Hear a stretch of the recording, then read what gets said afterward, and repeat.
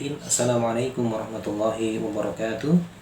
Alhamdulillahilladzi anzala sakinatan fi qulubil mu'minina liyazdadu imana ma'a imanihim wa asyhadu an la ilaha illallah wahdahu la syarika lah wa asyhadu anna Muhammadan abduhu wa rasuluhu alladzi la nabiyya ba'd. Allahumma shalli wa sallim wa barik ala nabiyyina Muhammadin wa ala alihi wa ashabihi wa man tabi'ahum bi ihsanin ila yaumil amma ba'd. Khul fi azani Allah, keluarga besar Fitrahniah yang dirahmati Allah Subhanahu wa taala. Bersyukur di malam hari ini Allah memberikan kenikmatan kepada kita untuk bisa bersama-sama menikmati indahnya Ramadan. Khususnya di penghujung Ramadan ini, mudah-mudahan Allah Subhanahu wa taala menerima berbagai amalia-amalia Ramadan kita dan menjadikan Ramadan ini menjadi Ramadan terbaik bagi kita. Allah Subhanahu wa taala memberikan kabar gembira kepada kita. Inna fatahna laka fatham mubina, bahwa sesungguhnya kami telah memberikan kepadamu kemenangan yang nyata. Kemenangan yang diberikan Allah Subhanahu wa taala ini, qanifidina azanillah, ternyata tidaklah datang dengan tiba-tiba, harus dengan berbagai syarat. Sehingga membuat salah satu ulama besar kita Dr. Ali Muhammad As-Salabi, beliau pernah memberikan penjelasan dalam kitabnya Fikih Tamkin. Syarat-syarat menggapai kemenangan itu ada beberapa hal. Kalau umat Islam, kita semua mengaktualisasikan apa yang disampaikan oleh Syekh As-Salabi ini, maka kemenangan itu akan datang, kemuliaan itu akan hadir, dan kejayaan itu akan hadir pula di tengah-tengah kita. Sebagaimana Allah Subhanahu wa taala pernah menyampaikan, wa'adallahu alladhina amanu minkum wa 'amilus shalihat la yastakhlifannahum fil ardi kama stakhlafal ladzina min qablihim. Dan Allah telah berjanji kepada orang-orang beriman di antara kamu dan mengerjakan amal-amal saleh, sungguh akan menjadikan mereka berkuasa di muka bumi sebagaimana Dia telah menjadikan orang-orang sebelum mereka berkuasa. Dalam surat Nur ayat yang ke-55. Ternyata dalam ayat ini ada dua hal yang menjadi perhatian kita, iman dan amal saleh. Ya. Ada satu kisah bagaimana ketika iman dan amal saleh ini menjadi satu kekuatan. Tepatnya ketika di tanggal 29 Mei, ketika pasukan dari Muhammad Al-Fatih menaklukkan Konstantinia, dan di tanggal 30-nya di hari Jumat mereka mengadakan sholat Jumat pertama kali. Dan di hari itu Muhammad Al-Fatih meminta sang guru bernama Imam Al-Wali untuk menjadi imam dan khatib di kesempatan sholat Jumat pertama di Konstantinia. Tapi sang guru mengatakan, carilah orang yang lebih takwa dibandingkan dengan diriku. Maka Muhammad Al-Fatih keluar dari masjid dan mengumpulkan seluruh pasukannya dan mengatakan, wahai pasukanku, silahkan berdiri semuanya. Ketika pasukan ini berdiri, kemudian Muhammad Al-Fatih memberikan 3 pertanyaan. Yang pertama, wahai pasukanku, siapa di antara kalian yang mulai mengenal sholat sampai dengan hari ini, yang pernah meninggalkan sholat 5 waktu, silahkan duduk. Ternyata pasukan ini masih kokoh berdiri. Artinya tidak ada satu orang pun dari pasukan tersebut yang pernah meninggalkan 5 waktu. Masya Allah. Dan yang kedua, ketika melihat seluruh pasukan tidak duduk, maka pertanyaan kedua adalah, wahai pasukanku, siapa di antara kalian yang sampai hari ini pernah meninggalkan sholat sunnah rawatib, silahkan duduk. Separuh pasukan itu duduk. Ya. Kemudian tersisa yang separuhnya lagi.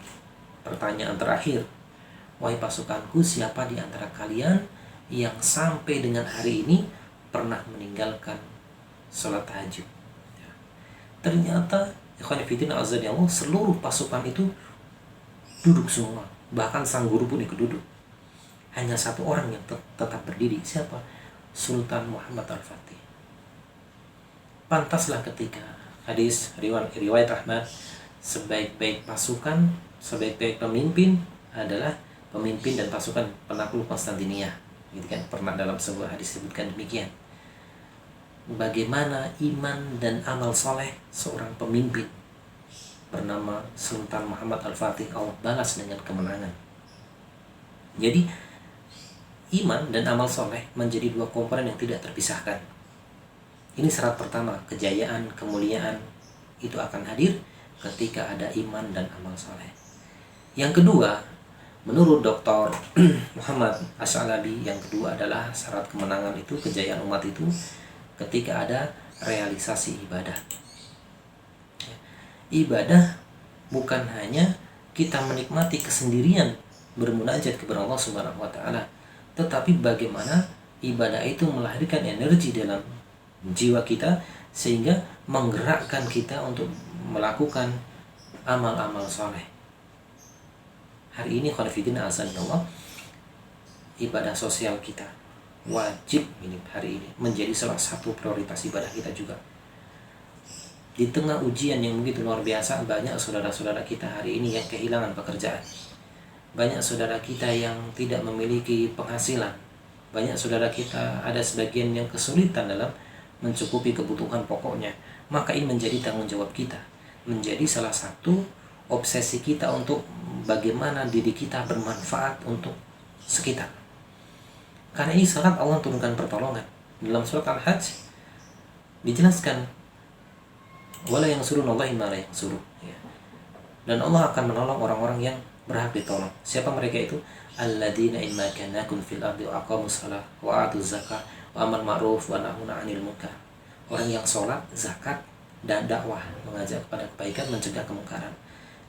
Syarat pertolongan Allah itu yang pertama quwwatus silah billah, kekuatan hubungan dengan Allah. Yang kedua adalah hubungan sosial, zakat, sedekah, dan lain sebagainya.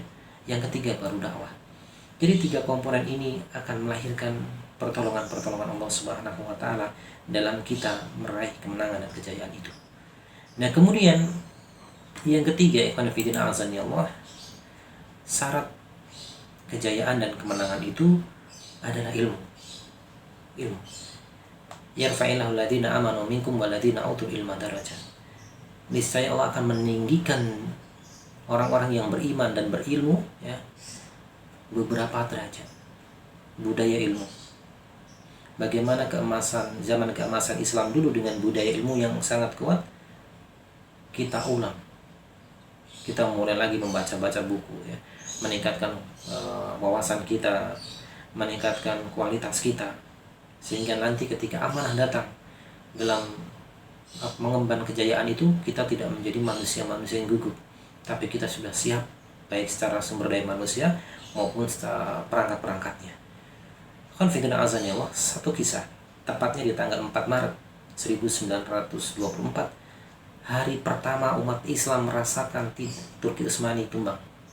Karena 3 Maret adalah proses menumbangkan Turki Utsmani oleh Mustafa Kemal Atatürk. Hari itu seluruh simbol-simbol keislaman dihilangkan, madrasah ditutup, sekolah-sekolah bahasa Arab ditutup, dan westernisasi masuk ke Turki. Semua sekolah Islam dihancurkan. Tapi dengan izin Allah ada satu sekolah, Madrasah Imam Al-Khatib, yang lepas dari pantauan pemerintah Mustafa Kemal. Ternyata dari sekolah itu, dari keikhlasan para pengajarnya, dari kesungguhan para murid-muridnya, lahirlah kelak pemimpin besar yang hari ini kita kenal dengan nama Tuan Erdogan. Beliau adalah salah satu alumni Madrasah Imam Al-Khatib, sebuah sekolah yang luput dari pemberangusan Mustafa Kemal Atatürk di tahun 1924. Kita lihat bagaimana kualitas ilmu. Kita juga melihat bagaimana baginda Nabi SAW ketika memperlakukan tawanan Badar. Hanya 2 orang yang dibunuh, sisanya ketika bebas syarat mengajarkan membaca menulis kaum muslimin, para sahabat tentunya. Dan dengan membaca dan menulis itu, maka hasanah keilmuan semangatnya luar biasa. Dan sebaliknya, kalau keilmuan ini kita abaikan, Dr. Adil Asrijani dalam kitabnya kisah tentang Andalusia, salah satu penyebab runtuhnya Andalusia adalah hilangnya budaya ilmu. Ketika anak-anak muda mulai tertarik dengan tari-tarian, dengan joget-jogetan, dengan musik dan lain sebagainya. Kalau zaman sekarang mungkin dengan TikTok dan lain sebagainya, sehingga mereka jauh dari majelis ilmu, mereka tidak semangat dalam belajar, maka kehancuran yang didapatkan.